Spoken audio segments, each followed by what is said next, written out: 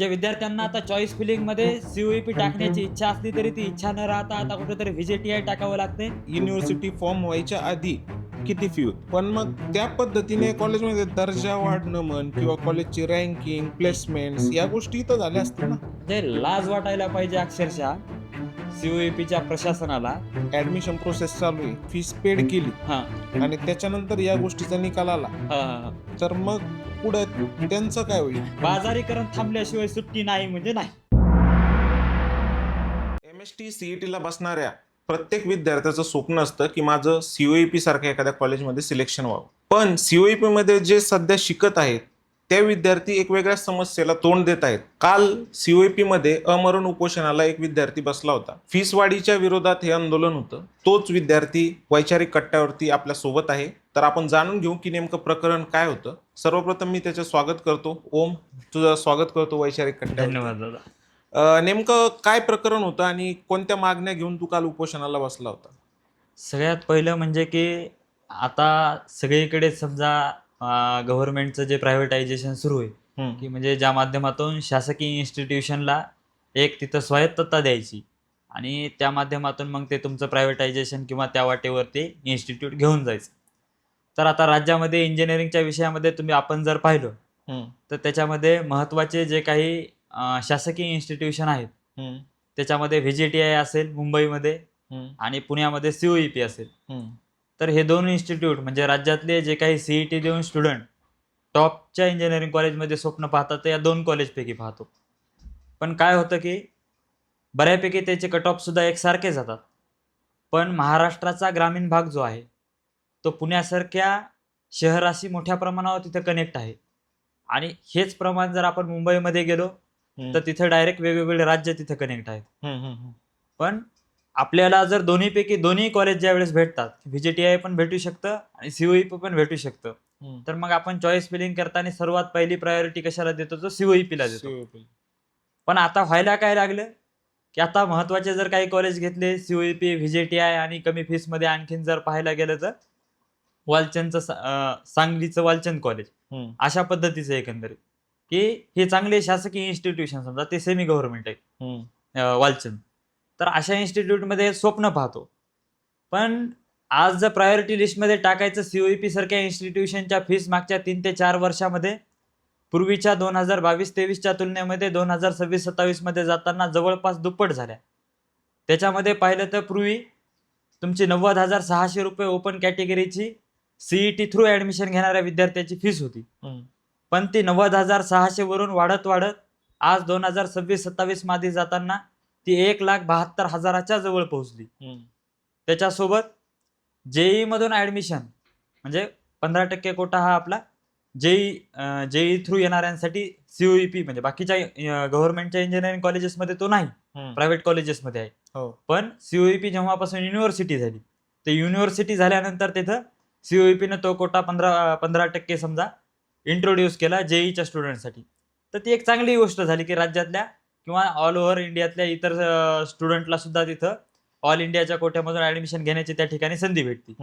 पण ती युनिव्हर्सिटी झाल्यानंतर तिथं 1,10,000 रुपये 2022-23ला 1,10,000 तिथं फीस होती. ती वाढत आज ती फीस 2026-27च्या फीस स्ट्रक्चरमध्ये 1,95,000 पर्यंत गेली. म्हणजे जवळपास दोन्हीकडे पाहिलं, सीईटी थ्रू ऍडमिशन घेणाऱ्या विद्यार्थ्यांचं पाहिलं, जेई मधून ऍडमिशन घेणाऱ्या विद्यार्थ्यांचं पाहिलं तर दोन्ही साईडला तिथं फीस या प्रमाणात वाढलेल्या आहेत की पूर्वीच्या 2022-23च्या फीस स्ट्रक्चरच्या तुलनेमध्ये आजचं फीस स्ट्रक्चर हे जवळपास दुप्पट फीस होण्यापर्यंत पोहोचलेला आहे. आणि हे विषय आपण कुठेही चर्चेला आणत नाही. सोशल मीडियाच्या माध्यमातून किंवा मग न्यूजवर या विषयावर कुठे डिबेट होताना दिसत नाहीत. आणि त्या न दिसल्यामुळे ते अवेअरनेस किंवा ते लोकांमध्ये त्या गोष्टी पोहोचतच नाहीत. आणि विशेष म्हणजे काय होतं की विद्यार्थी तिथं संघर्षाची भूमिका किंवा समोर येऊन हा लढा उभा करू या कुटाण्यामध्ये पडू अशा पद्धतीची भूमिका का घेत नाही.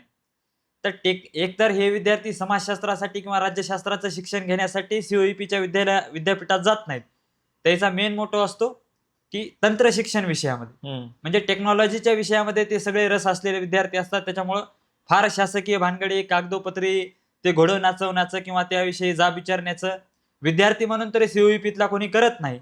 आणि एक पूर्ण क्राऊड हा क्रीम लेअर असतो, त्याच्यामुळे पालक पण एकदा बाबा कॉलेज भेटतंय तर मग काय आहे तर लोन होऊ शकते तर करून टाका.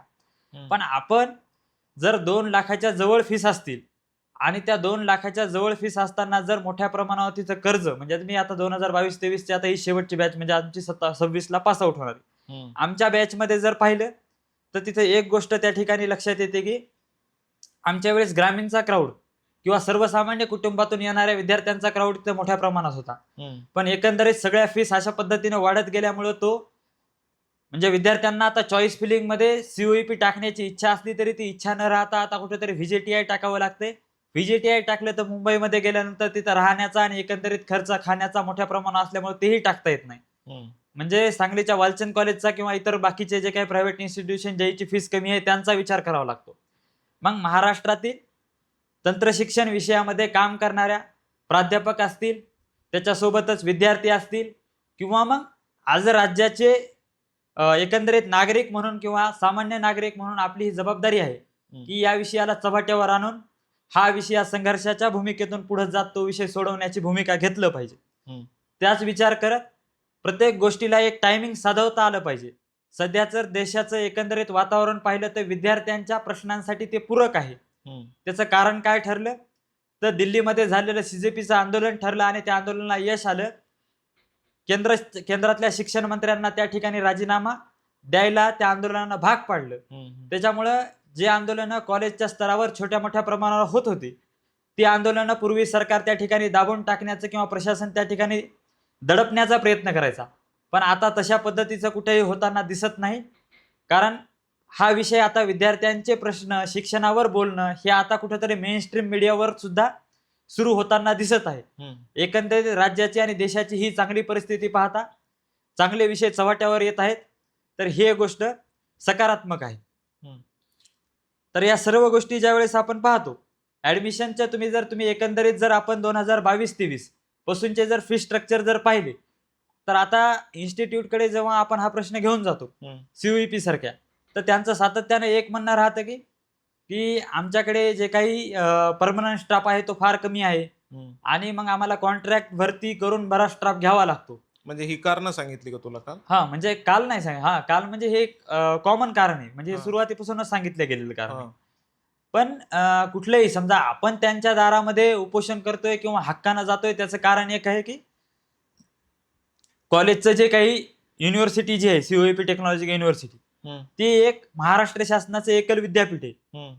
तर मग महाराष्ट्र शासन हे नाव जिथं जिथं येईल तोपर्यंत आपल्याला तो अधिकार आहे की त्याच्या दारात जाऊन भांडण्याचा की बाबा तुम्ही नेमकं बराच चेंजेस जर असे एका स्ट्रक्चरल वेनं झाले असते तर आपण यदा कदाचित ते मान्यही करू. पण जर चेंजेस त्या ठिकाणी जर ड्रास्टिक असतील तर मात्र कुठेतरी प्रश्न विचारण्याला सुद्धा त्या ठिकाणी व्हावं. आता याची सुरुवात झाली कधी? त्याची सुरुवात काय, मागचा हा प्रश्न जवळपास 3 ते 4 वर्षापूर्वीच आहे. तो भलाही मला शेवटच्या टप्प्यामध्ये जाताना एक उपोषणाची एक मोठी स्टेप त्या ठिकाणी घ्यावी लागली. तुम्ही जर पाहिलं 2022-23 फी स्ट्रक्चर तर तिथं तुम्हाला टोटल फीस ओपन कॅटेगरीचे दिसते 90,600. तिथून पुढे हा सगळ्यात मोठा जम्प 2022-23 मधून 23-24 मध्ये जाताना झाला. 90,600 वरून ती फीस गेली 1,35,200. म्हणजे 90,000वरून ती फीस डायरेक्ट तुमची 1,35,000वर पोहोचली. म्हणजे जवळपास तिथं 45,000 रुपयाचा तिथं इन्क्रीज झाला. आणि मग इथं एक तर जवळपास म्हणजे 90 होती तर 45 वाढली, म्हणजे 50% फीस त्या ठिकाणी एकदमच हाईक झाली. आणि 2023-24चं एकदमच फी स्ट्रक्चर त्या ठिकाणी चेंज झालं. आणि ते फी स्ट्रक्चर त्या ठिकाणी चेंज झाल्यामुळं पुढच्या फीस काय झालं की भलेही मग त्या तुमच्या रूल्स अँड रेग्युलेशन्स आणि एकंदरीत सगळ्या गोष्टींच्या माध्यमातून त्या ठिकाणी केलेल्या असतील तर मग ते समोरच्या वर्षी प्रत्येक वर्षी त्यांनी ती फीस वाढवल्यामुळे ते आकडे वाढत गेले. 1,35,000वरून 1,42,000, 1,42,000वरून पुढे 1,56,000 आणि आज तर ती हद्दच पार झाली की 1,71,000, 1,71,790, म्हणजे जवळपास 1,72,000 इथपर्यंत ते सगळं पोहोचलं. हा विषय झाला सीईटी थ्रू ऍडमिशन घेणाऱ्या विद्यार्थ्यांचा. याच्यासोबतच तुम्ही जर पाहिलं तर जेई मधून म्हणजे जेईच्या कोट्यामधून जे 15% स्टुडंट ऍडमिशन घ्यायचे तर त्या स्टुडंटची फीस होती 1,10,000. म्हणजे हा जेईचा जो कोटा आहे तो 2022-23 लाच इंट्रोड्यूस झाला अकॅडमिक्स इयर मध्ये. म्हणजे जेव्हा एकलग्न विद्यापीठ म्हणजे कॉलेज ऑफ इंजिनिअरिंग पुणेचं रूपांतर सीओईपी टेक्नॉलॉजिकल युनिव्हर्सिटीमध्ये जेव्हा झालं हा. तर त्याच वेळेस समजा हे जेईचा कोटा आला आणि तेव्हापासूनच समजा तुमचं एकंदरीत यामध्ये एक एक उल्लेख पण कर की याच्या युनिव्हर्सिटी फॉर्म व्हायच्या आधी किती फी होती? आता युनिव्हर्सिटी फॉर्म आता ह्या युनिव्हर्सिटी व्हायच्या आधी तर ती जवळपास म्हणजे 90,000 जी आहे ते युनिव्हर्सिटी व्हायच्या आधी म्हणजे याच्या 2022-23च्या आधी तर फीस पाहिलं तर तिथं कसल्याही पद्धतीची इन्क्रीज नाही. पूर्वी 90,600च फीस होती ओपन कॅटेगरीची, म्हणजे कॉलेज ऑफ इंजिनिअरिंग पुणेच्या टाइमला, सीओईपीच्या टाइमला. युनिव्हर्सिटी झाल्यानं सुद्धा पहिल्या वर्षी ती तसं फी स्ट्रक्चर ठेवण्यात आलं. फक्त जेईचा नवीन कोटा त्या ठिकाणी इन्क्लूड झाल्यामुळे काय केलं की तुम्हाला 1,10,000 ती फीस तिथं जेई थ्रू ऍडमिशन घेणाऱ्या विद्यार्थ्यांसाठी आली. आता त्याच्यातलं जर तुम्ही म्हणजे कुठलंही कॉलेज असेल तर हे फी स्ट्रक्चर म्हणजे तुम्ही 2022-23 पाहिलं तर तिथं ओबीसी, एसबीसी, व्हीजेएनटी या कॅटेगरीच्या स्टुडंटसाठी इथं सब टोटल म्हणून या फी स्ट्रक्चर म्हणजे 26,000 फीस आहे. तर ती फीस सुरुवातीला विद्यार्थ्यांना तिथे ऍडमिशन घेताना ओबीसी कॅटेगरीच्या विद्यार्थ्यांकडून ती घेतली नाही. त्यांच्याकडून फीस घेतली कॅटेगरीची 49,600. पण सेकंड इयरला गेल्यानंतर विद्यापीठाने त्या ठिकाणी कारण दिलं की बाबा 26,000 जी फीस आहे ती फीस आम्हाला त्या ठिकाणी गव्हर्नमेंट कडून येत नाही. त्याच्यामुळे मग काय केलं गेलं की सेकंड इयर पासून त्यांनी ओबीसीच्या विद्यार्थ्यांकडून तिथं 26,000 रुपये एक्स्ट्राची फीस घेतली. म्हणजे पूर्वी त्यांच्याकडून 49,600 घेतली तर त्याच्यामध्ये 26,000 आणखीन समजा त्यांनी पुन्हा फीस घेतली. म्हणजे सेकंड इयर पासून तुमची ती ओबीसी कॅटेगरीची एक्स्ट्राची ते 26,000 वाढली आणि गव्हर्नमेंट करून येत नाही म्हणून फर्स्ट इयरला त्यांच्याकडून जे काही 26,000 घेतली नव्हती तर येणाऱ्या काळामध्ये पुन्हा त्यांना त्या ठिकाणी कसं एक अडवणुकीची भूमिका घेऊन समजा ती वसूल केलं. म्हणजे चौथं वर्ष पास होण्याच्या आधी किंवा सगळे डॉक्युमेंट्स त्याच्या विद्यार्थ्याच्या हातामध्ये येण्याच्या आधी त्या ठिकाणी त्यांना ही वसूल केली सगळ्यांची. तर त्याचं कारण त्यांनी आता ते यदा कदाचित गव्हर्नमेंटचे त्याचे जे जीआरस असतील किंवा काय असेल तर ते डेटचं मिसमॅच झालेलं असेल. यांनी आधी फी स्ट्रक्चर रिलीज केलं त्याच्यानंतर गव्हर्नमेंट ती फीस देणार नाही तशा पद्धतीचं ठरलं तर असंही त्या ठिकाणी ते रिझन असू शकतं. पण त्याविषयीचं ठोस कारण मला आणखीनही समजा कळू शकलं नाही की नेमकं काय आहे ते की ते 26,000 कुठल्या स्कीम मधून ओबीसीच्या विद्यार्थ्यांना, एसबीसी आणि व्हीजेएनटीच्या विद्यार्थ्यांना ते भेटत होते. बरं, मग तू हे सगळे मुद्दे तू आता मांडतोय, तू first year, second year, third year या वर्षी हे मुद्दे मांडण्याचा प्रयत्न केला का आणि तेव्हा काय कॉलेजकडून प्रतिसाद मिळाला? आता सगळ्यात मेन म्हणजे काय की कॉलेजमध्ये जेव्हा आपण असतो म्हणजे असं कसली भीती मनामध्ये यापूर्वी नव्हती की आपण हा विषय जर मोठ्या प्रमाणावर हँडल केला तर कुठेतरी कॉलेज आपल्याला त्या ठिकाणी त्रास देईल. तर मला तरी वाटत नाही कुठलंही गव्हर्नमेंटचं इन्स्टिट्यूशन त्या पद्धतीची भूमिका घेईल. प्रायव्हेट घेऊ शकतं पण गव्हर्नमेंटचं तिथं कोणी तसं टॉर्चर करण्याचं किंवा त्या ठिकाणी प्रयत्न करत नाही. तर सुरुवातीला ज्यावेळेस ही पहिली फीस हाईक झाली त्यावेळेस सुद्धा मी कॉलेज सोबत त्या ठिकाणी म्हणजे मी प्रयत्न केलेला आहे. फक्त ते प्रयत्न करण्याची माझी माध्यमं वेगळी. आज मी स्वतः माझ्या नावाखाली काम करतोय. समजा ओम चव्हाण या नावानं लेटर देतोय व्हीसींना असेल किंवा रजिस्ट्रार सरांना असेल किंवा कॉलेजला असेल. पण यापूर्वी काही विद्यार्थी संघटना म्हणजे आपल्या आता कॉलेजमध्ये आलं तर काही विद्यार्थी संघटना आपल्यासारखं एक बोलका किंवा प्रश्न मांडणारा किंवा प्रश्न त्या विषयाची जाण असलेला माणूस दिसलं की विद्यार्थी संघटना पण अप्रोच करतात. तसं मला बऱ्याच विद्यार्थी संघटनांकडून अप्रोच झालो. त्याच्यासोबत काही महिने काम केलं. ते काम केल्यानंतर त्या ठिकाणी मला काही गोष्टी जाणवल्या की माझा जो फीस वाढीचा जो प्रश्न आहे तर तो काही तिथून पूर्ण होऊ शकत नाही.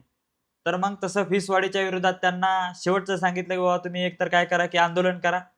आंदोलन किंवा त्या पद्धतीचं तुम्ही जर तो विषय हातात घेणार नसाल तर मी संघटना तुमची सोडून मग माझं काम समजा जे काही अभ्यास आहे किंवा एकंदरीत ज्या काही गोष्टी आहेत त्या गोष्टी करेल.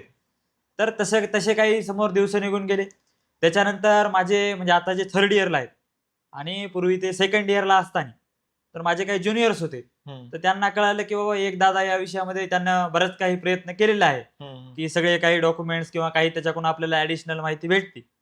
तर त्यांना जवळपास एक 200 स्टुडंट 200-250 स्टुडंटचा तिथं ग्रुप तयार केला आणि ते ग्रुप काय केला की तिथं व्हीसींना, रजिस्ट्रार सरांना त्या ठिकाणी भेटायला गेला. आणि ते भेटायला गेल्यानंतर त्या ठिकाणी त्याला त्या ग्रुपमध्ये आता जर कोणी पण गेलं आणि जर आपण जर तिथं ठाम पद्धतीनं हिंमत दाखवून जर सगळे मुद्दे जर त्यांना तोडीस तोड मांडू शकलो नाही तर कुठलंही प्रशासन ते विषय टाळण्याचा प्रयत्न करतो. तशा पद्धतीनं तो विषय तिथं टाळण्यात आला. तर ते टाळत असताना तिथं काय केलं की तुम्ही म्हणजे शेवटी जाताना म्हणजे मला खटकलं त्यातली एकच गोष्ट की शेवटी जाताना तिथं कॉलेज प्रशासन म्हणलं की तुम्ही कशाला या असल्या फालतू गोष्टींमध्ये पडता, चांगला अभ्यास करा आणि चांगली प्लेसमेंट घ्या. तर मग यार मला वाटलं की सगळंच काही प्लेसमेंट घेण्यासाठी थोडी आहे. ॲज अ सामाजिक नागरिक म्हणून की या देशामधले कुठल्याही व्यवस्थेत चुकीचं चालत असेल आणि ती गोष्ट फालतू कसं काय असू शकते. उलटं प्रशासनानं सांगायला पाहिजे किंवा कॉलेजनं सांगायला पाहिजे, कारण तिथं आपण एज्युकेशन घेतो. ते त्याने सांगायला पाहिजे की अशा गोष्टी होत असतील तर त्याला चूकला चूक म्हणलं पाहिजे. पण ते तिथं कुठेतरी खटकलं आणि मग त्याला ऑलरेडी त्या स्टुडंटला म्हणलं होतं की हा विषय काही तुमच्या ह्याच्यानं मला वाटतं की होत नाही.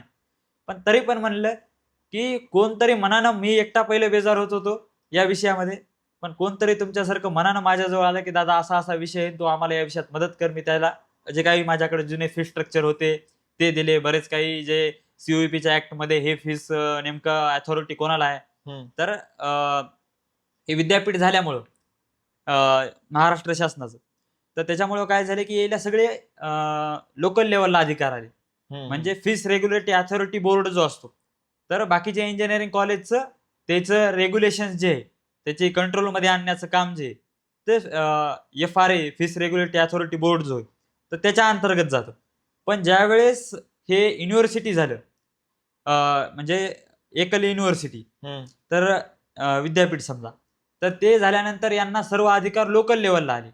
लोकल लेव्हलला आल्यानंतर मग इथले रजिस्ट्रार त्या कमिटीचे काय आहेत की मेंबर आहेत. पुन्हा मग फायनान्सचा कुठला तरी एक बाहेरचं ज्यांना त्या विषयातला एक्सपिरियन्स आहे तसे बाहेरच्या एखाद्या युनिव्हर्सिटीचे व्हीसी किंवा असे बरेच एक 7-8 लोकांची तिथे टीम असते. त्याला की आपण फीस फिक्सेशन कमिटी म्हणतो. त्या फीस फिक्सेशन कमिटीकडेच हे सगळे अधिकार आहेत की याच्यामध्ये काय चेंजेस करायचे. आणि मग त्यांनी जे काही चेंजेस किंवा जे काही बदल केले ते बोर्ड ऑफ गव्हर्नन्सकडे जातील आणि त्याच्यानंतर मग त्यांनी मान्यता दिल्यानंतर काय होईल की ते तुमचं ते लिगलाइज होईल आणि रजिस्ट्रारांच्या साईननं मग काय होईल ते तुमचं की पब्लिश होऊन जाईल की नोटिफिकेशन कॉलेजच्या याच्यावर की अशा अशा पद्धतीचे फीस चेंजेस असतील. त्याच्यामुळं मी या विषयामध्ये कुठं तंत्र शिक्षण मंत्र्यांना भेटणं किंवा जे टेक्निकल विषयातले हायर अथॉरिटीज आहेत त्यांना भेटणं, ह्या गोष्टी टाळल्या. जेणेकरून की ज्यांच्या हातामध्ये हा प्रश्न आहे, आपण डायरेक्ट त्यांच्याशी भांडू आणि गरज पडली तर मग जो लोकशाही आणि संविधानाच्या रचनेमध्ये शांततेच्या मार्गाने जी आपल्याला भूमिका घेता येईल, तर त्याच्यात आंदोलन पण येतं, मोर्चा पण येतो. पण आंदोलन आणि मोर्चा म्हणलं की तिथं स्टुडंट कुठेतरी मागे हटण्याची भूमिका घेतात की येणाऱ्या काळात दादा तुझं तर आता शिक्षण संपतंय आणि मी जर त्या ठिकाणी आलो तुझ्यासोबत तर मला त्या ठिकाणी त्रास होईल. तसं कोणी त्रास देत नाही. पण विद्यार्थ्यांना त्या ठिकाणी एक भीती असते मनामध्ये. पण या भीती असल्यामुळं ते काय प्रश्न बाधत झाला की म्हणजे अक्षरशः अशी सिच्युएशन काल तिथं होती की माझ्यासोबत वरी बोलायला कोण येते त्या एकंदरीत क्राऊडमध्ये. कालचा एक प्रसंग सांगतो मी तुला. मी सीओईपीला आल्याच्या नंतर एक विद्यार्थ्याला भेटलो.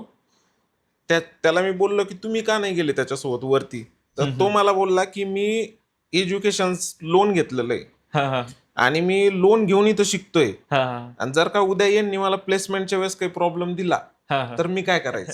नाही मग हा सगळ्यात विषय, आता तुम्ही लोनचं बोललात, हा तर त्या विद्यार्थ्यांना स्वतःचा प्रॉब्लेम म्हणजे तुम्ही जे बोललात तर तशा पद्धतीच्या त्या ठिकाणी त्याला भीती असतात स्टुडंटला आणि त्याची भीती साहजिक आहे. कोणाला पण एक अशा प्रोसिजरमध्ये लटकून राहणं किंवा अडचणी हे करणं, कारण ते कसं आहे की मेंटली त्याचं पण एकतर जे पैशाच्या आर्थिक पण एक्सप्लॉयटेशन होतं, त्याच्यासोबत सोबतच मेंटल हॅरेसमेंट पण आपली स्वतःची एकंदरीत प्रोसिजरमध्ये होऊन जाते. त्याच्यामुळं काय आहे की ते दूर राहतात तर ते त्यांच्या ठिकाणी बरोबर आहे. मग याच्यावर उपाय काय असू शकतो? तर मी म्हणलंय बा आता मी पासआउट तर होतोय, माझा तर रिझल्ट लागलाय, राहिले फक्त कॉन्व्होकेशन आणि आता डिग्री हातामध्ये. तर ते तर त्यांना देणंच आहे. मी जर इथं 2000 स्टुडंटचा प्रश्न जर एवढ्या ताकदीनं मांडू शकतो, तर मी माझा वैयक्तिक प्रश्न सुद्धा तेवढ्या ताकदीनं मांडूच शकतो म्हणलं आणि मग ती हिंमत दाखवली. आणि ज्यावेळेस ज्ञानेश्वर महाराजांची, तुकाराम महाराजांची पालखी जशी पुण्यामध्ये यायला लागली, की त्याच दिवशी समजा पुण्यात त्यांचं ज्या दिवशी आगमन झालं त्याच दिवशी, म्हणजे आता डेट ऍक्च्युअली लक्षात नाही पण तो दिवस माहिती आहे. त्या दिवशी सीओईपीच्याच समजा आपल्या कॉलेजमध्ये कॅम्पसमध्ये आता काय होतं की सीओईपी एक नामांकित आहे, ते बॅकग्राऊंडचं जर तुमचं तर हे आलं बिल्डिंग जर आली तर मग ते काय की व्हायरल होऊन जातात सगळे ते व्हिडिओ तसं. बरोबर. तर ते तिथं केलं आणि हळूहळू त्याला प्रतिसाद चांगला भेटायला लागला. त्याच्यानंतर एक आमचे जुने जसे अल्युमनी आहेत काही माझे विद्यार्थी, त्या सर्वांचे मग तिथं कॉल यायला लागले डे बाय डे. मी जसा हा विषय पुढे घेऊन जाऊ लागलो आणि बरेच स्टुडंट जसं तुम्ही लोनचं म्हणले तर तसे स्टुडंट सुद्धा मला येऊन ती समस्या त्याच्या सांगायला लागली. आणि या सगळ्याचं डॉक्युमेंटेशन केल्यानंतर मला वाटलं की बा आता कुठेतरी एक 4-5 व्हिडिओ झाल्यानंतर किंवा ते शॉर्ट्स आणि रील्स आणि एकंदरीत झाल्यानंतर हा प्रश्न फक्त सोशल मीडियावरच बोलून फायद्याचा नाही. तर त्याचं ऑफिशियल त्या विषयात आपलं काम सुरू झालं पाहिजे.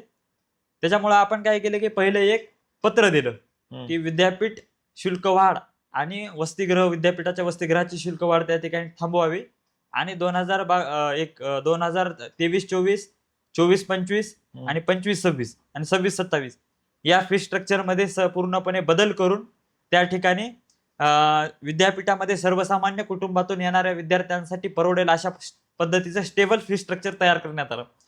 आता याच्यात काय होतं की अनेकांना काय वाटतं की हा स्टेबल फी स्ट्रक्चर नावाचा प्रकार नेमका काय आहे ना, हा शब्द का टाकला. तर तो शब्द टाकायचं कारण असं झालं की तुम्ही जर एकंदरीत फी स्ट्रक्चर जर पूर्ण जर पाहिले तर तुमच्या फी स्ट्रक्चरमध्ये 2-3 प्रकार आहेत. म्हणजे एक ट्युशन फी, त्याच्यानंतर डेव्हलपमेंट फीस आणि मग ते काय अदर फीस. म्हणजे पूर्वी काय असायचं की युनिव्हर्सिटी हे जिमखाना, लॅबोरेटरी, पुन्हा आणखीन लायब्ररी असं एकंदरीत सगळं डिटेलमध्ये छापायचं. पण हळूहळू काय झालं की या फी स्ट्रक्चरमध्ये एवढं तुम्हाला बदल दिसतील. हे सुरुवातीचं फी स्ट्रक्चर, याच्यामध्ये तुम्हाला प्रत्येक विषयाची डिटेल माहिती, म्हणजे कुठल्या कुठल्या विषयाची आम्ही किती किती फीस घेतली, लॅबची सुद्धा आहे, लॅबोरेटरीची सुद्धा आहे, तुमची गॅदरिंगची सुद्धा आहे, म्हणजे इथपासूनचे तुमच्या फंक्शन पासून ते एकंदरीत सगळ्या क्लबसाठीची फीस, ॲल्युमिनाय असोसिएशनचं जे काही मेंबरशिप चार्ज असतात त्याची फीस. पण तुम्ही ज्यावेळेस या 2022-23 मधून 23-24 मध्ये जाता तर त्यांनी हा नवीनच फंडा सुरू केला. म्हणजे एकतर हे सगळं एका म्हणजे जे असं पूर्णपणे डिस्ट्रीब्यूट होतं ते सेटअप असं एका जागी किंवा कमी याच्यामध्ये गेलं. त्याच्यामध्ये फक्त काही महत्वाचे तिथे टप्पे ठेवले. त्याच्यामध्ये काय की ट्युशन फी एक ठेवली आणि त्याच्यानंतर डायरेक्ट ऑदर फीस. म्हणजे आता ऑदर काय प्रकार आहे ते काय माहितच नाही, मग ते डेव्हलपमेंट आहे की कुठं कशाचं आहे काय नाही. त्याच्यामुळे इथं सगळ्या गोष्टी या शंका घेण्यासारख्या आहेत की कारण जर फी स्ट्रक्चर जुन्या पद्धतीचं तुम्ही पब्लिश केलं असतं तर आम्हाला इथं स्पष्टपणे दिसलेलं असतं की ट्युशन फी मध्ये इतकं गेलंय, डेव्हलपमेंट फीस मध्ये इतकं गेलंय, गॅदरिंगसाठी इतकं गेलंय, ॲल्युमिनायचे चार्ज इतके आहेत, जिमखान्याचे चार्ज इतके आहेत, अशा पद्धतीचं. आणि तिथून पुढे म्हणजे पहिलं 2022-23 फी स्ट्रक्चर सोडलं तर सगळे फी स्ट्रक्चर तुमच्या पुढचे याच पद्धतीचे आहेत. म्हणजे ट्युशन फी आणि त्याच्यानंतर तरी पुढे चालून काही काही ठिकाणी मग त्याने केले डेव्हलपमेंट फीस आणि अदर फीस. जर एकंदरीत फी स्ट्रक्चर जर त्या पद्धतीने व्यवस्थित जर पूर्वीसारखं तयार केलेलं असतं तर सगळ्या गोष्टी त्या ठिकाणी स्पष्ट होताना तिथं दिसल्या असत्या. पण तिथं 45 एक तर तुम्ही फी स्ट्रक्चर कॉम्प्रोमाइज करून टाकलं, म्हणजे त्याला एका लिमिटेड याच्यामध्येच कॉलम मध्ये कन्वर्ट केलं आणि सोबत तिथं 45,000 रुपये एकदमच हाईक फीस मध्ये झाली. तर ती एक संशय घेण्यासारखी जागा आहे. आणि तिथे एकदम 45,000 फीस वाढल्यामुळं तिथून पुढे मग कुठे 7,000, कुठे 15,000 आणि त्याच्या पुढे 15,000 अशा पद्धतीच्या फीस वाढून ह्या 3 ते 4 वर्षामध्ये डायरेक्ट पूर्वीच्या फीसच्या दुप्पट फीस झाल्या. पण हा जो तू मुद्दा मांडतोय बेसिकली हा मुद्दा फक्त सीओईपीच्या विद्यार्थ्यांपुरताच मर्यादित नाहीये. हा प्रत्येक त्या विद्यार्थ्याचा मुद्दा आहे जेव्हा स्वप्न बघतोय सीओईपी मध्ये येण्याचं. आणि अशा रिलेटेड काही तुला आता एक दिवस तू जेव्हा उपोषण केलं असा तुला रिस्पॉन्स मिळाला का की जे पालक होते, कारण ऍडमिशन प्रोसेस ही चालू होती आणि तेव्हाच तू उपोषणाला बसलेला होता, तर तसा काही रिस्पॉन्स मिळाला की या आंदोलनात? म्हणजे आता विषय काय झाला की म्हणजे तिथे एक व्हिडिओ व्हायरल झाला बघा. मी माझ्या अकाउंटवर टाकलेला आहे ते. तर माझ्या मित्रांनीच टाकले, त्यावेळेस काय अकाउंट माझ्याकडे नव्हतं. तर एक आजी आहे तिथं. तर त्या आजी तिथं ते एकंदरीत मी काय केलं की तिथं एक काही पेजेस ठेवलेले होते, त्याच्यावर तुमचं नाव आणि सिग्नेचर, जेणेकरून या विषयाला आमचा पाठिंबा आहे, स्वाक्षरी मोहीम समजा. तर त्या ठिकाणी तसं ठेवलेलं होतं. त्या आजीनं तिथं नाव आणि त्याची सिग्नेचर केली. तर त्या मला स्वतः म्हणलं तुम्ही आजी इथं कशा? ते म्हणलं माझ्या मुली याचं नातीचं ऍडमिशन घ्यायला आम्ही इथं आलतो, आम्ही लोकलाइटच आहेत. आणि त्याने सांगितलं, म्हणलं ते म्हणलं एवढं एखाद्या वयस्कर आजीनं त्या ठिकाणी नाव लिहून साईन करण्याची जर तिथं तळमळ दाखवली असेल तर मी विचारलं की काय तुम्हाला अडचण काही? तर मग त्याने सांगितलं की अडचण म्हणले की एवढी गव्हर्नमेंटची फीस असते. म्हणजे कोण पण साधारण आहे की तुम्ही गव्हर्नमेंटचे इन्स्टिट्यूशन जर गव्हर्नमेंटचेच असल्यासारखे ठेवत नसाल. म्हणजे आणखीन एक गोष्ट तुम्हाला सांगतो की विद्यापीठामध्ये जर तुम्ही म्हणजे पूर्वी जर सीओईपी मध्ये आलात, म्हणजे माझ्याच वेळेस मी ज्यावेळेस ऍडमिशन गेलो 2022-23 ला, तर त्यावेळेस तुम्ही आलात तर कधी युनिव्हर्सिटीमध्ये असा बोर्ड किंवा काही लावलेलं नव्हतं की आमच्याकडे मॅनेजमेंटचे ऍडमिशन होत नाहीत, आमच्याकडे पैसे देऊन ऍडमिशन होत नाहीत, हम्म. किंवा मग अशा फसवणुकीपासून तुम्ही सावध राहा. हम्म. म्हणजे युनिव्हर्सिटी झाल्यापासून काय झालं की तिथं असे प्रकार कुठेतरी वाढायला लागले, आणि ते प्रकार कॉलेजच्या युनिव्हर्सिटी म्हणजे सीओईपी टेक्नॉलॉजिकल युनिव्हर्सिटीच्या कानावर आल्यानंतर त्यांनी त्या पद्धतीचे तिथं फ्लेक्स लावायचं, त्या बोर्ड लावायचं काम केलं. हम्म. पण मला वाटतंय की हे कुठं असतं, ते प्रायव्हेट मध्ये असतं की आमची कुठेही शाखा नाही, हे काय गव्हर्नमेंट मध्ये नसतं. तर अशी जरी व्यवस्था किंवा अशा जर गोष्टी जर सीओईपी सारख्या टेक्नॉलॉजिकल युनिव्हर्सिटी राज्यातल्या टॉपच्या इंजिनिअरिंग इन्स्टिट्यूटला जर येत असेल, तर तुमचं बिहेवियर जे आहे तेच आम्हाला या ठिकाणी सांगून जाते की की आम्ही आता प्रायव्हेट झालो आहोत, आमच्या मनात जे येते ते आम्ही करणार, आमच्या फी स्ट्रक्चर मध्ये आम्हाला पाहिजे त्या पद्धतीचे तिथे चेंजेस आम्ही करणार, त्याच्यासोबत आम्ही हॉस्टेलची फीस पाहिजे त्या पद्धतीने वाढवणार. एवढी फीस वाढली हे आपण ऍग्री करू, पण मग त्या पद्धतीने कॉलेजमध्ये दर्जा वाढणं म्हण किंवा कॉलेजची रँकिंग, प्लेसमेंट्स ह्या गोष्टी तर झाल्या असतील ना. आता ह्याच्यात मेन म्हणजे की तुम्ही प्लेसमेंटचं म्हणलात एकदम शेवटी, की प्लेसमेंटचा जर सिनेरिओ पाहिला तर पूर्वी आणि आता त्याच्यामध्ये असं काही नाही की कमी झाले. प्लेसमेंट कॉलेजमध्ये आज पण होतात आणि चांगल्या पद्धतीच्या होतात. चांगल्या चांगल्या कंपनीज तिथे येतात, आणि ते कसं असते प्लेसमेंट सेलच्या कंपन्यांसोबत कसे संबंध आहेत त्याच्यावर पण त्या गोष्टी डिपेंड करतात. तर कॉलेजचे तसे चांगले संबंध असल्यामुळे सगळ्या गोष्टी त्या ठिकाणी चांगल्या होतात. राहिला विषय की आपण गव्हर्नमेंटचं इन्स्टिट्यूशन असल्यामुळे फीसच्या विषयामध्ये भांडतोय. तुम्ही आता क्वालिटीचं बोललात, तर क्वालिटीच्या विषयामध्ये जर तो आपण पाहिलं तर पूर्वी जिथं 75 इंटेक होता, तर त्या ब्रँचचा इंटेक यांनी काय केला की 150 केला, आणि जिथं 150 होता त्याचा इंटेक काय केला की 300 केला. तर आता ज्या बॅचचा इंटेक वाढवलाय, तर ती बॅच आता काय झालं की पहिली बॅच ती इंटेक वाढवली ती आता सेकंड इयर मध्ये गेलेली. आता फर्स्ट इयर मध्ये जे आले त्याचा पण आता पूर्वी जो इंटेक होता सँक्शन करून घेतलेला त्यांनी गव्हर्नमेंट कडून, तर तोच आता तिथं म्हणजे आता ते फर्स्ट इयरला येतील. तर अशा पद्धतीने आता डे बाय डे कॉलेज मधली संख्या काय होईल की तिथं वाढेल. म्हणजे पूर्वी जे हॉस्टेलमध्ये मी जे हॉस्टेलचं जे म्हणतोय, याच्यामुळे काय झालं की इंटेक वाढवला, तर पूर्वी या कॉलेजमध्ये 60 म्हणजे कॉलेज ऑफ इंजिनिअरिंग सीओईपी जेव्हा होतं तेव्हा 60च इंटेक होता. त्याच्यानंतर ते 15 स्टुडंट आपले याचे वाढले, जेईचे वाढले, त्याच्यामुळे तो 75 झाला. आणि तिथून पुढे मग डायरेक्ट सेकंड इयरला ऍडमिशन घेणारे विद्यार्थी येतात, तर ते एक 10-12 जण असतात, तर ते ऍड होतात, आणि एक काय आहे की 90च्या आणि 100च्या आसपास समजा ते इंटेक त्या ठिकाणी म्हणजे सेकंड इयर नंतर तेवढे स्टुडंटची स्ट्रेंथ त्या ठिकाणी क्लासरूम मध्ये राहते. पण आता इंटेक वाढल्यामुळं म्हणजे तुम्ही डायरेक्ट दुप्पट केल्यामुळं, म्हणजे दुप्पट तर केला, पण त्याच्यासाठी तुम्ही कुठले पॅरामीटर्स वापरले तर तसा कुठलाही अभ्यास केलेला त्या ठिकाणी दिसत नाही. म्हणजे तुम्ही जर पाहिलं तर इंटेक वाढलं, पण तुमच्या क्लासरूमचं जे एकंदरीत सगळ्या गोष्टी आहेत, तर त्या कुठेतरी आता त्या ठिकाणी क्लासरूमचं ते सेटअप चेंज करून आणि एकंदरीत सगळं अरेंज करण्याचं काम समजा केल्या जाते. सगळ्यात मोठा आता कॉलेजचं तरी काही नाही, ते क्लासरूमचा त्या गोष्टी होत राहतील. पण सर्वात मेन अडचण असते की एक कॉलेजमध्ये सीओईपी सारख्या कॉलेजमध्ये टॉपच्या इंजिनिअरिंग कॉलेजमध्ये ऍडमिशन घेतल्यानंतर राहायचं कुठं. ऍडमिशन घेतल्यानंतर तर राहायला आपण गव्हर्नमेंट कॉलेजचं हॉस्टेल पाहतो.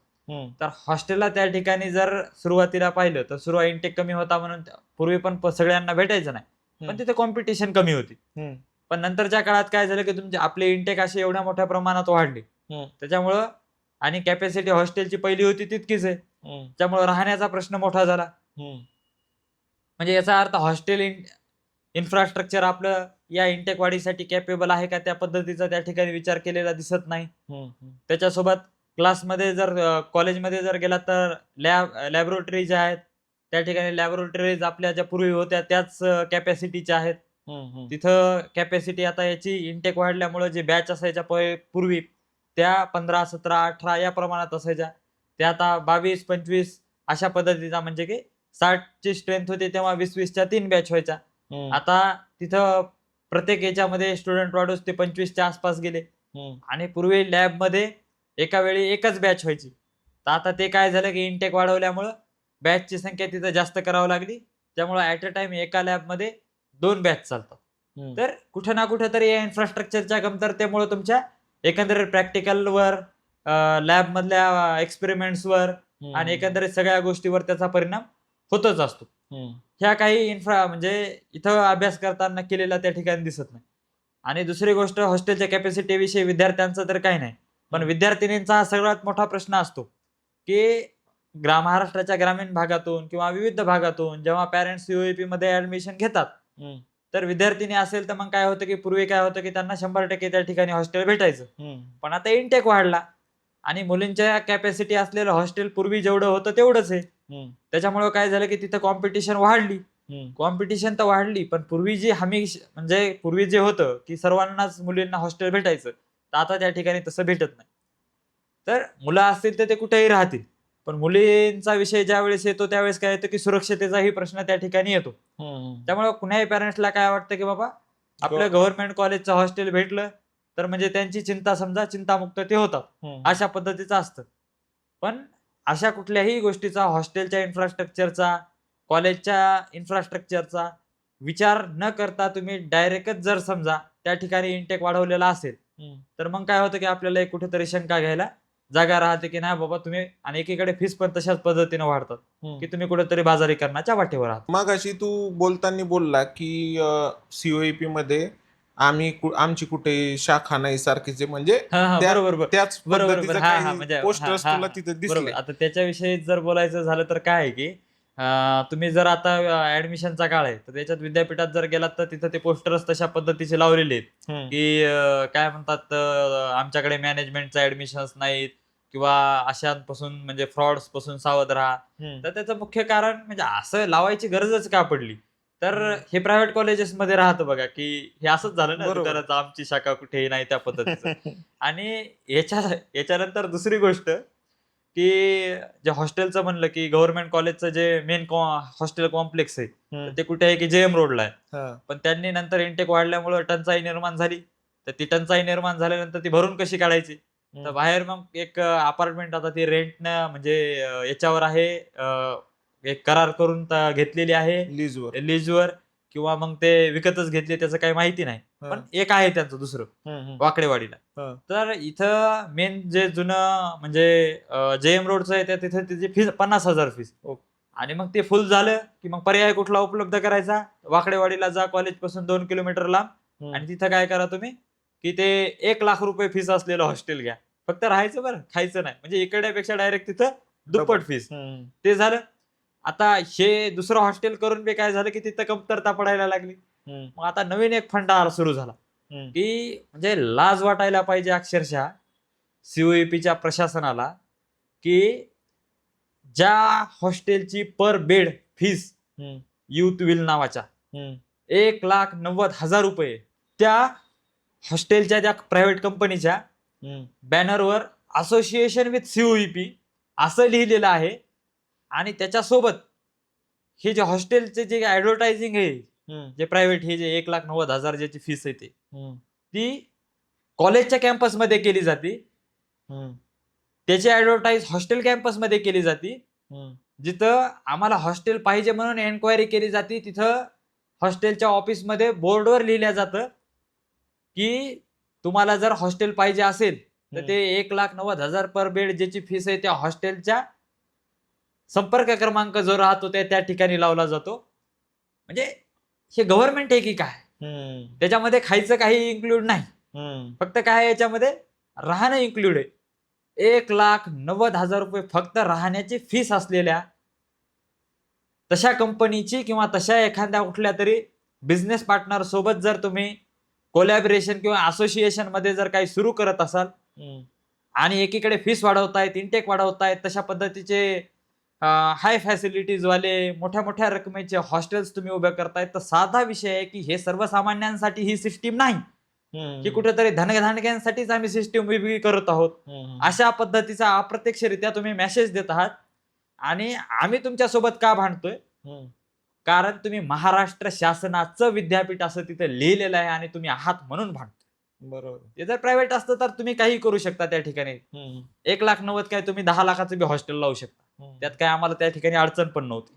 पण गव्हर्नमेंटचं नाव वापरून त्यातल्या त्यात टॉपचं इन्स्टिट्यूट असताना त्याला जर अशा पद्धतीनं एक वेगळ्या वळणावर नेण्याची जर भूमिका सीओईपीचं सध्याचं प्रशासन घेणार असेल तर मग त्याला बोललं पाहिजे, म्हणून आपण हा विषय सगळा सवाट्यावर आणला. आता 1 महिन्याची मुदत तुला मिळाली आहे, तर ही काय असं ठोस काही लेखी स्वरूपात काही मिळालंय का, नेमकं काय सांगितलंय ते एकदा थोडक्यात सांग. आता त्याच्यामध्ये जर पाहिलं म्हणजे रात्री जवळपास आय थिंक मला वाटतं की 7च्या आसपास ही सगळी चर्चा सुरू झाली. 7 ते 9:30 म्हणजे जवळपास 2.5 तास आम्ही तिथं चर्चेला गेलो. म्हणजे मी तर जाणार पण नव्हतो. कारण आचारसंहितेनुसार याच्या उपोषणाच्या त्यानं त्याचा माणूस पाठवायला पाहिजे चर्चेला. पण मी स्वतःच तिथं काय केलं की उपोषण स्थळावरून त्यांना भेटायला गेलो. कारण काय आहे की आपला प्रश्न असेल, प्रश्न मार्गी लावायचा असेल तर मग 2 पावलं मागे यायला समजा काही हरकत नाही. बरोबर. तर त्याच्यामध्ये त्यांनी म्हणजे मला रात्री सांगितलं की त्यावेळेस रजिस्ट्रार सर आणि एकंदरीत तिथं तेवढ्या रात्रीच्या वेळेला समजा उपस्थित नव्हते. तर सकाळी आम्ही जे काही आहे तुझा प्रश्न तर त्याचा आम्ही लेखी देऊ. जवळपास 2.5 ते 3 घंटा एकंदरीत मी जे काही आज पॉडकास्टमध्ये तुम्हाला सांगितलंय तशाच विषयावर तिथं कसल्याही पद्धतीची भीती न बाळगता जे काही आहे ते समजा मी बोललो त्याला त्या विषयात चर्चा केली. तर त्याच्यात त्यांना 1 महिन्याची मुदत दिली. तर त्यांना मी पहिलं समजा शेवटचं स्मरणपत्र 31 तारखेला दिलं होतं. तर 31 तारखेच्या निवेदनामध्ये ज्या 2 मागण्या होत्या की बाबा काय करायचंय की 2026-27 ची म्हणजे विषय तर त्याचा एकच होता, विद्यापीठाची शुल्क वाढ थांबवावी आणि विद्यापीठ वसतिगृहाची थांबवावी. तर त्याच्यामधले जे काही खालच्या 2 मागण्या होत्या त्याच्यामध्ये एक पहिली मागणी होती की आता जे 15,000 फीस वाढली तर ती 15,000 ती फीस वाढ थांबवावी जी आता वाढलेली आहे ती. आणि त्याच्यासोबतच काय करण्यात यावं की जे आधीचे फी स्ट्रक्चर आहेत म्हणजे जे सध्या प्रेझेंट आहेत स्टुडंट 2023-24, 24-25 आणि 25-26 हे जे आता 26-27 ची येईल बॅच हे जे स्टुडंट आहेत त्यांच्यासाठी एकंदरीत फी स्ट्रक्चर मध्ये चेंजेस करण्यात यावी. चेंजेस म्हणजे काय की ट्युशन फीसचा रक्काना वाढवावा. जेणेकरून काय होईल की तुमचा आकडा खाली जो दिसतो तोच दिसेल, पण ज्यांचं इन्कम 8 लाखापेक्षा कमी आहे तर त्यांना तिथं काय होईल की स्कॉलरशिप भेटेल आणि मग एकंदरीत फीस त्या विद्यार्थ्यांना समजा त्या ठिकाणी कमी लागेल. तर अशा पद्धतीचं मी त्यांना एक सुवर्ण मध्य साधण्याचा एकंदरीत या सगळ्या गोष्टीला प्रयत्न केला. तर हे सगळं म्हणजे आता कसं की तडकाफडकी तर होणं काय पॉसिबल नाही की मी जर म्हणलो नाही मी आता 2 दिवस आणखीन उपाशी राहतो आणि मला आताच पाहिजे. तर त्याला कसं आहे की आपल्या म्हणजे एकंदरीत कॉलेजच्या किंवा विद्यापीठाच्या प्रोसिजरनुसार तुम्हाला हे सगळे जे काही मी ज्यांच्यापर्यंत हा विषय कॉलेज प्रशासनापर्यंत रजिस्ट्रार सर असतील, व्हीसी सर असतील यांच्यापर्यंत पोहोचवला. तर ते आता ते सगळं हे घेऊन रजिस्ट्रार सर स्वतः त्या फीस फिक्सेशन कमिटीचे मेंबर आहेत. तिथं मी दिलेलं प्रपोजल मांडतील. त्याच्यावर येणाऱ्या महिन्याभरामध्ये फीस फिक्सेशन कमिटीची बैठक होईल. ती बैठक होऊन बोर्ड ऑफ गव्हर्नन्स कडे हे सगळं जे काही चेंजेस ते करतील, ज्या गोष्टी त्याला वाटतं की पॉसिबल आहेत चेंजेस करणं, तर ते चेंजेस ते काय करतील की बोर्ड ऑफ गव्हर्नन्स कडे पाठवतील आणि मग त्यांच्या परवानगीनं त्यांची साईन जर झाली तर त्या ठिकाणी सीओईपी तंत्रज्ञान विद्यापीठाचं जे काही फी स्ट्रक्चर आहे त्या ठिकाणी चेंज होईल. तर त्यांनी म्हणजे याच्यात लिहिलंय बघा प्रत्यक्ष म्हणजे 3 ऑगस्ट 2026 रोजी प्रत्यक्ष झालेल्या सविस्तर चर्चेनुसार विद्यापीठ स्तरावर समिती गठीत करण्यात येऊन म्हणजे विद्यापीठ स्तरावर समिती गठीत करू तीच म्हणजे फीस फिक्सेशन कमिटीची त्यावर सकारात्मक विचार करून निर्णय घेण्यात येईल. म्हणजे आणि म्हणजे हे निर्णय घेण्यात येईल पण कधीपर्यंत यास अनुसरून आपल्या निवेदनातील मुद्द्यांच्या अनुषंगाने आपणास 1 महिन्याच्या कालावधीत अवगत करून देण्यात येईल. म्हणजे 1 महिन्यामध्ये त्या ठिकाणी काय केलं जाईल की तुमचं एकंदरीत सगळ्या गोष्टींवर तोडगा काढण्यात येईल असं त्यांनी दिले. पण जर येणाऱ्या काळामध्ये या कागदाला पण मला एक प्रश्न पडतो, समजा आता ऍडमिशन प्रोसेस चालू आहे, आता जर का सीओपी मध्ये ऍडमिशन घेणाऱ्या विद्यार्थ्यांनी फीस तर त्यांनी ऑलरेडी दाखवली किती आहे, ही जर का त्यांनी फीस पेड केली आणि त्याच्यानंतर या गोष्टीचा निकाल आला तर मग पुढे त्यांचं काय होईल? म्हणजे बरोबर हा क्वेश्चन एकदम महत्वाचा आहे की त्यांचं काय होईल. फी स्ट्रक्चर मध्ये जर चेंजेस झाले तर त्यांचं काय होईल, ज्यांनी फीस भरली समजा आता त्यांचं आता ऍडमिशन प्रोसेस महिन्यामध्ये संपून जाणार. जर येणाऱ्या काळामध्ये जर तसं त्यांनी प्रोसिजर होऊ दिली आणि त्याच्यानंतर जर फी स्ट्रक्चर तिथं चेंज केलं तर आपली पहिली मागणी राहील की विद्यार्थ्यांच्या खात्यावर एक्स्ट्राचे जे काही पैसे घेतले ते तुम्ही जमा करा, जेणेकरून हे जे काही आम्हाला 1 महिन्याचा तुम्ही कागद दिलाय तो बनवा बनवीचा प्रकार नसून आम्हाला खरंच या विषयावर काम करायचंय तुझ्यासोबत, त्याच्यासाठी आम्ही सकारात्मक पद्धतीची त्या ठिकाणी चर्चा केली असं त्या सिद्ध होईल. बरोबर आहे. नाही तर मग ऍडमिशन प्रोसेस झाल्यानंतर फीस रिड्यूस करायचं, आमिष दाखवलं गेलं, 1 महिन्यासाठी तुमची मोहीम थांबवण्यात नाही आली, नाही असा प्रकार नाही नाही नाही, नसावा. असा जर या प्रकार झाला, भीतीपोटी मी तुला नाही विचारतो. नाही नाही नाही, असा जर प्रकार झाला तर समजायचं हे कागद फक्त बनवाबनवीचा प्रकार होता तेच. आणि त्याच्यानंतर याच्यावर काहीही होणार नाही. तसं जर काही झालं तर जसं 3 ऑगस्ट 2026 ला झाले, तर ऑगस्टच्या जागी फक्त महिना चेंज होईल, सप्टेंबर. मग कार्यक्रम व्यवस्थित शिस्तबद्ध पद्धतीने लावण्यात येईल, त्याची काही चिंता नाही. पण इतकं आहे, बाजारीकरण थांबल्याशिवाय सुट्टी नाही म्हणजे नाही. धन्यवाद तुझं. धन्यवाद. वैचारिक कट्ट्यावरती तू एवढा टाइम दिला त्यासाठी, आणि आशा करतो की हा प्रश्न फक्त COAPचाच नाहीये, तर आशा करतो की महाराष्ट्रातल्या प्रत्येक गोरगरीब विद्यार्थ्याचा ज्याला COAP सारख्या कॉलेजला ऍडमिशन घ्यायचंय, आशा करतो की त्याला न्याय मिळेल. जे एवढी मोठी फी भरू शकत नाही पण बरोबर. स्वप्न तर ते COAPचे बघतायत, बरोबर. त्या प्रत्येक विद्यार्थ्याला न्याय मिळावा अशी आशा करतो तुझ्याद्वारे, आणि थांबवतो इथेच. धन्यवाद. धन्यवाद.